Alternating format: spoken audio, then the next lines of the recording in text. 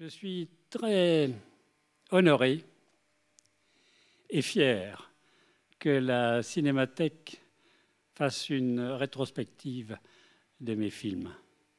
C'est quelque chose qui me touche beaucoup.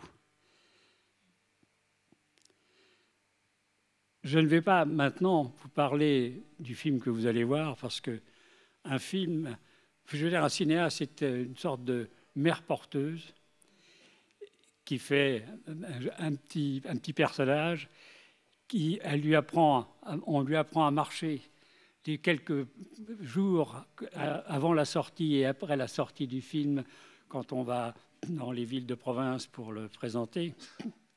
Mais après, il est entre les mains des distributeurs, de la télévision ou des DVD et autres moyens de...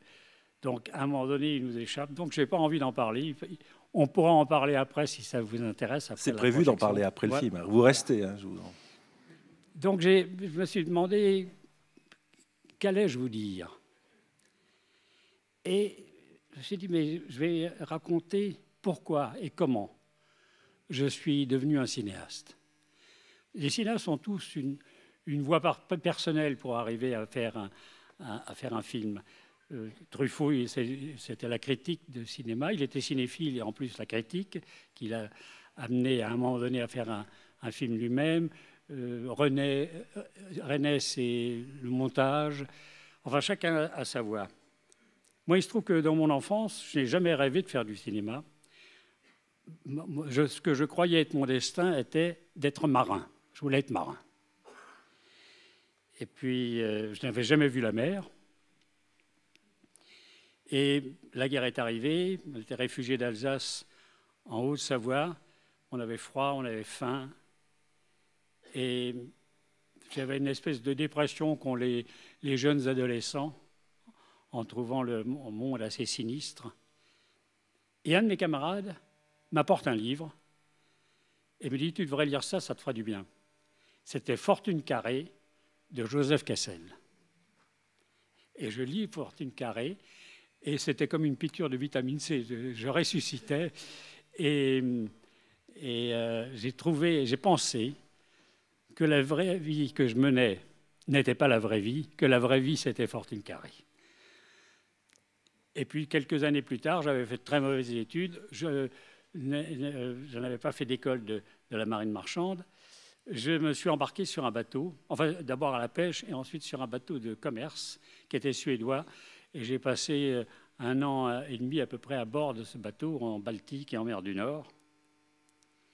Et un jour, un soir, où j'étais timonier, j'étais à la barre du bateau, la mer était comme des écailles de sardines. C'était d'une beauté magnifique sous la lune. Le bateau manœuvrait bien, donc j'avais peu à faire. Et je pensais à mon destin. Et je me suis dit, marin, c'est très bien, mais je ne suis pas... Je voudrais moi transmettre quelque chose. Je ne suis pas musicien, je ne suis pas peintre, je ne suis pas sculpteur, je ne suis pas écrivain, et je ne peux plus l'être, c'est trop tard. Mais pourquoi pas faire du cinéma? Après tout, ça ne doit pas être si difficile que ça. Et je dis, bon, je quitte mon bateau, je rentre en France en disant, je veux faire du cinéma.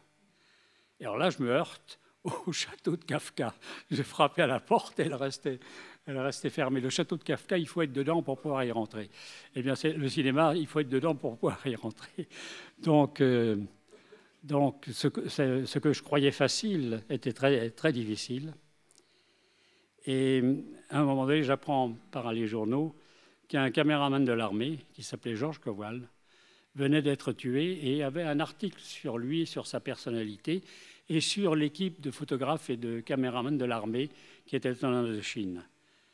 Et je me suis dit, ah, ça c'est peut-être la porte qui s'entr'ouvrira. Et j'ai frappé à la porte et l'armée m'a accepté. Alors pour pouvoir tenir une caméra, j'avais été voir Chevreau. Chevreau, c'était le grand loueur de caméras de l'époque, qui était un vieil homme magnifique, parce que quand j'ai été le voir, je lui ai dit, écoutez, je ferai ce que vous voulez, je balayerai vos ateliers, mais je voudrais connaître les mécanismes d'une caméra. Et si vous pouvez me mettre avec un de vos ouvriers qui répare les caméras, ça m'arrangerait. Et il a accepté. Je suis resté une dizaine de jours chez Chevreau.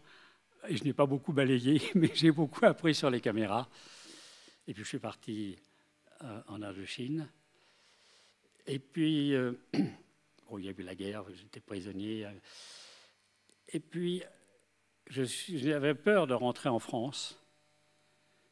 Je suis donc resté un peu en Indochine et j'ai gagné ma vie en faisant des photos pour les grands journaux. J'ai même bien gagné ma vie. Si bien qu'à un moment donné, je me suis dit, il faut quand même que je rentre, parce que c'est pas... Maintenant, le cinéma que je veux faire, c'est en France que je pourrais le faire. Mais je vais achever le tour du monde. Au lieu de rentrer avec le ticket que l'armée m'avait donné pour me rapatrier, je me suis payé pour achever la boucle, c'est-à-dire Hong Kong, Formose, le Japon, Honolulu, San Francisco, Los Angeles, Chicago, New York et ensuite Paris. Et à ma première escale à Hong Kong, je rencontre Kessel. Et j'étais à l'AFP parce que j'allais toujours voir les journalistes. C'est une manière d'avoir une clé pour découvrir une ville qu'on ne connaît pas.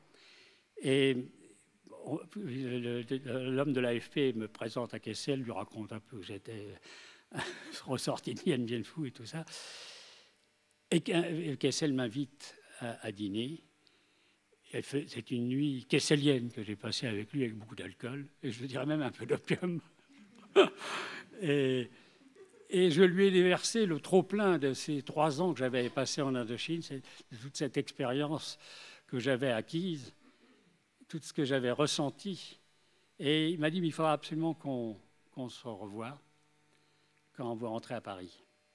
Quand je rentre à Paris, je n'avais pas un sou, donc je pars comme caméraman de Pâté Journal au Maroc, où il y avait des problèmes avant le retour du sultan Mohamed V, que les Français avaient chassé et qu'ils étaient obligés de faire revenir. Enfin, bref, et à un moment donné, j'ai dit, je gagnais bien ma vie, mais à un moment donné, j'ai dit, je ne sais pas, reporter, cinéaste que je vais être un cinéaste, je vais être un metteur en scène.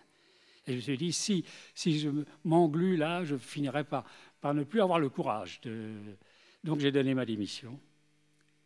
Et à ce moment-là, j'ai repensé à Kessel et je l'ai appelé. Et quelque chose de formidable est arrivé, c'est qu'il cherchait à me voir parce qu'il y avait un projet de film en Afghanistan. Et il voulait que ce soit moi qui le fasse. Et c'est comme ça que Kessel m'a mis le pied dans l'étrier. Mais Kessel, qui était le fortune carré, qui m'avait révélé que la fiction, que le rêve est la vraie vie et que le pain quotidien n'est qu'autre chose, mais de moins important. Voilà. Voilà ma route.